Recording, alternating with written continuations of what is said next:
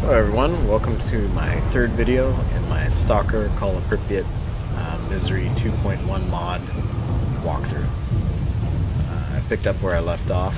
I was going to this oak pine anomaly here to meet Grouse. And I get kind of sidetracked. There was some dogs that attacked me, and I had to die and reload the games a couple times. Sort of why the weather randomly changed from last video to this one. And so I kind of go around to the north of this anomaly and try to avoid those dogs. And I happen upon the dead body of Joker. Joker is one of Cardon's two buddies that he's lost track of over time, and he sends you on a quest to try to find out what happened to them. And unfortunately, this is the body of one of those two guys. So you get a small recording kind of explaining what happened. Guess things didn't end on good terms with any of them. Come around to this camp here. This is kind of a dangerous place because you'll find usually bandits or mercenaries over here. And this time I luck out and there's no one there. Kind of snoop around for a stash. I'm actually pretty lucky this time around. There's a lot less mutants and a lot less hostile NPCs.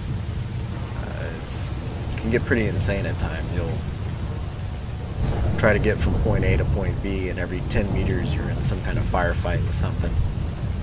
And other times you can go across the whole zone and not encounter anything. So it just kind of depends. I'm going to put a link up to where you could skip ahead in this video because I sort of made a little boo-boo here. I come over here too early. I haven't got the radio signal from Grouse yet to come meet him here. I sort of jumped the gun a little bit. I come over here and I look for him and I don't understand why he's there. I didn't want to edit this out because I thought it would look maybe a little too suspicious. Me jump cutting to something all of a sudden, so... you could watch if you like, but it's very boring and not very entertaining. And we'll go ahead and tell you exact minute and second spot to jump ahead to in the video.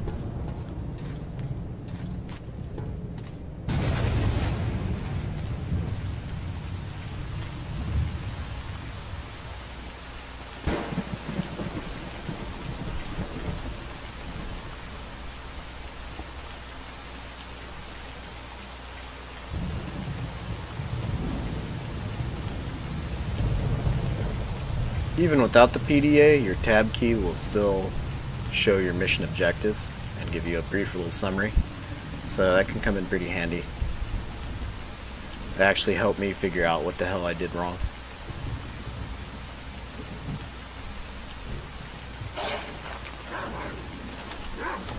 This is an interesting little encounter.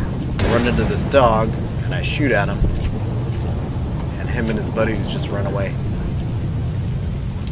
Guess they had better things to hunt? I don't know.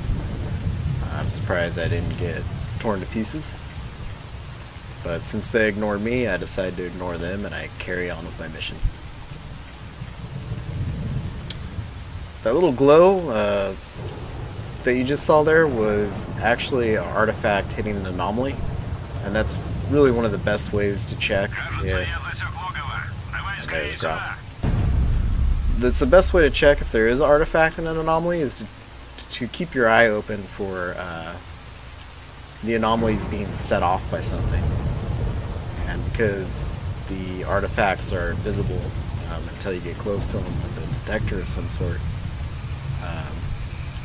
you can tell they're there by the effects they have on the surrounding anomalies. In other words, if you see something that isn't there setting off an anomaly, see a little fireball dancing around on the top of a flame anomaly, if you see the toxic anomalies start glowing for no reason at all, if you see something hitting a gravity anomaly and kind of bouncing off of it, then that's a good sign that an artifact's there. Another thing also to look out for is if there's water nearby, look for anything interacting with the water that looks like the surface of the water rippling. So I met up with Grouse, and Звук слышал? We hear something. There's something in here with us.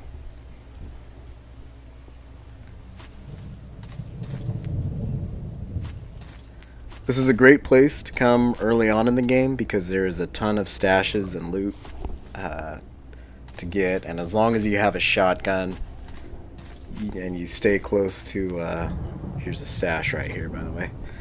If you stay close to Grouse, you can live. It might take a few reloads. Here I probably reloaded about a half a dozen times. Sometimes, like right there, Cardon is great. He'll see him and he'll just start shooting them in the head just right off the bat. Other times, it seems like he completely ignores them until they're right on top of you, chopping your head off with their claws. So it's just, it can be random. Thankfully this time around he's actually a crack shot with his gun. And sometimes even when he doesn't shoot them to death, he'll sort of hit them in the face with the butt of his rifle and kill them that way. Spend all the time looking for this guy and he doesn't even give me any loot.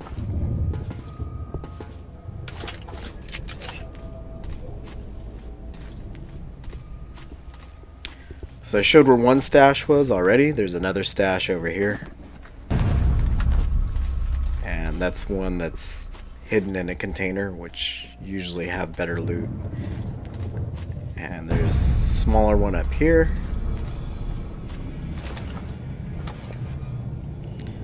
I know the second bloodsucker's coming, so I choose this point to save.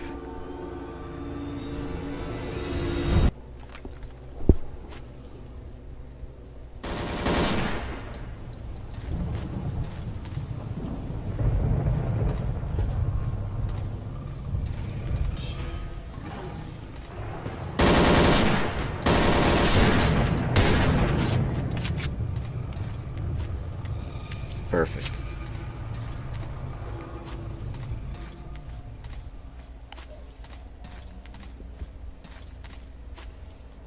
Fortunately, I don't have a headlamp at this point, so if I want to keep my shotgun out, I sort of have to navigate in the dark.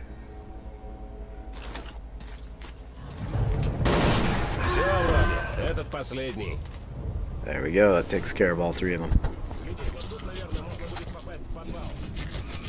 Get some loot off of this guy, and I go back to find the one that we killed upstairs.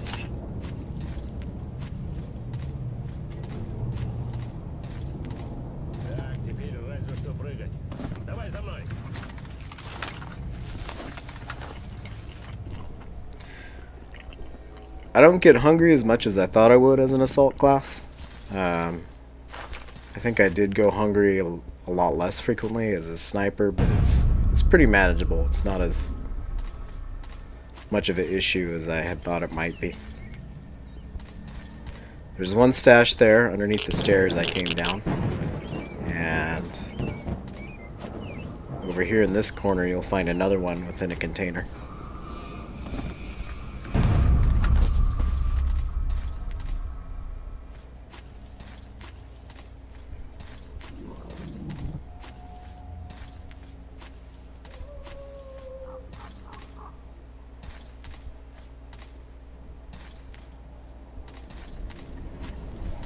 Snooping around for other stashes.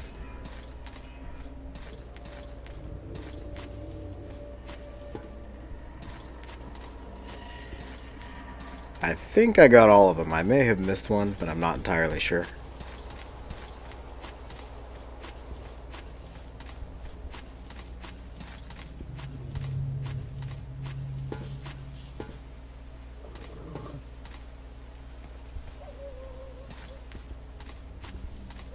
Finally find the corpse I'm looking for.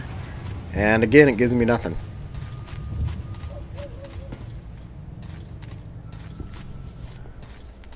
Now before you jump down here, there is another loot container. And it's going to be to my right. Right there.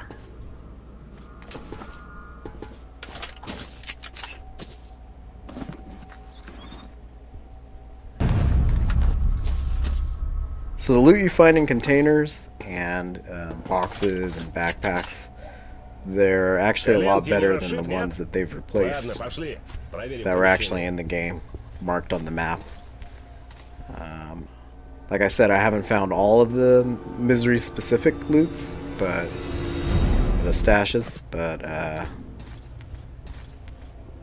just keep an eye out for them because they're coming pretty handy.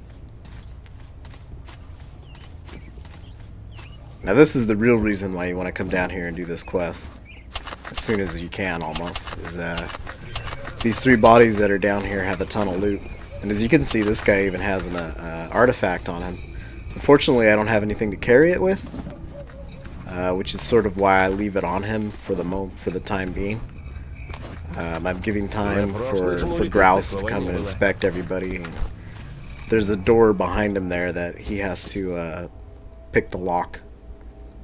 And I had to actually reload this because I picked that artifact up way too early and was sitting here soaking up radiation while he was just kind of wandering around and looking at things. And so I sort of wised up to that fact, and I reloaded the game and decided I'll just give him some time.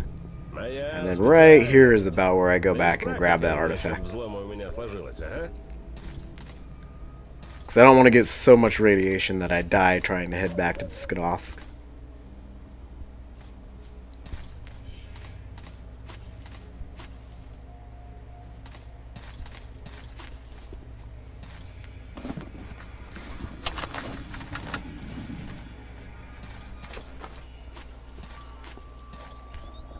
Талант, как говорится, не пропьешь. Ну, пошли, глянем.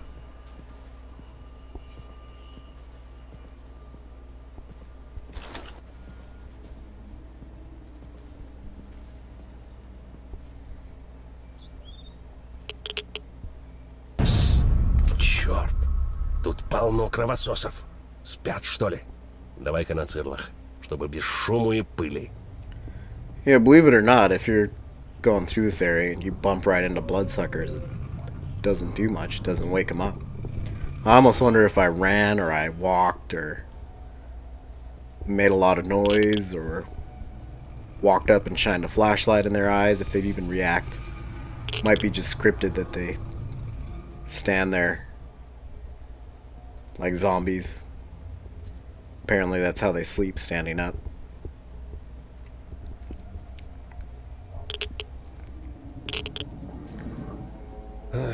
Надо же, прошли. Ну нифига себе тихий час.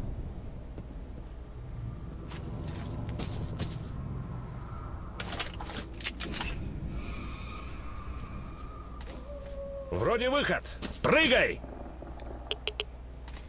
Hear my Geiger counter start to crackle. Надо этим бороду озаботить. Кто-кто, а он докумекает, как с тварями разделаться можно.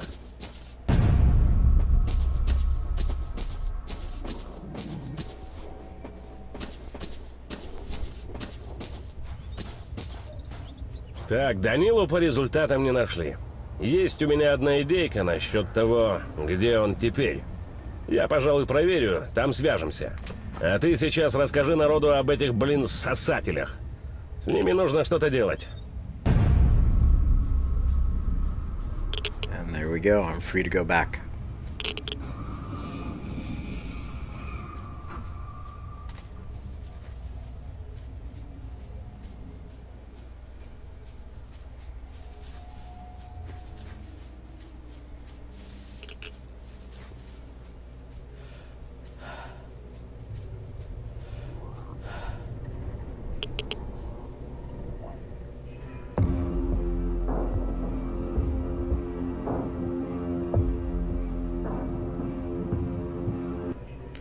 Real downside of carrying too much is having to deal with your stamina.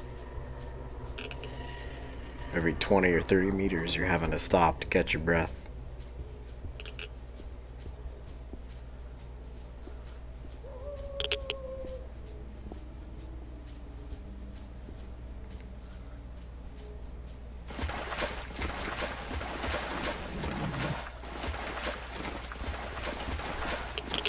One thing I don't use a lot in this game are those devices where you could drop all of your extra equipment except for your guns and your armor and your ammo. It's probably a lot more useful than I give it credit for in these videos. I should try using it at some point in this playthrough and see how I like it. But it is almost nearly a death sentence in this game when you do get attacked by mutants and you're already nearly overloaded. The only way you could avoid mutants is by dodging them and by running and strafing, and if you go 5 feet and then run out of stamina, you're pretty much screwed.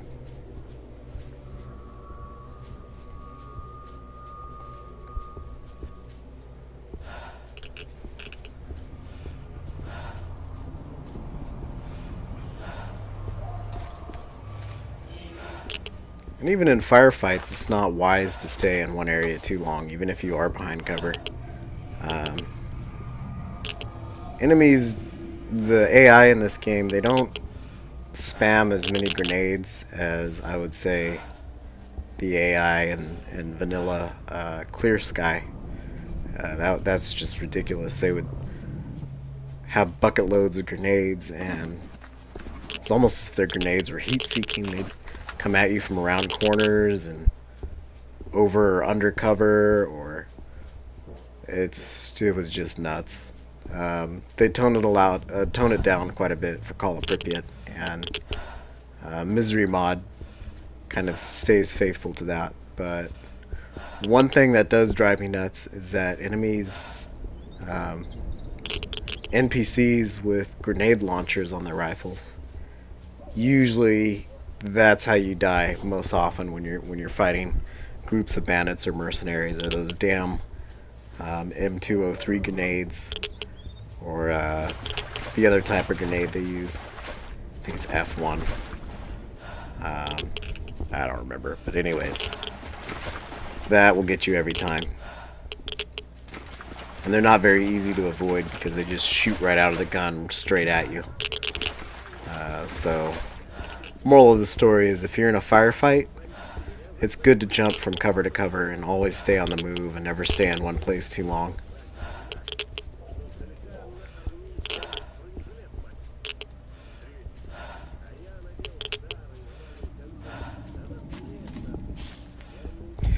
And I've reached my destination, so I'll save here and I'll see you guys in the next video.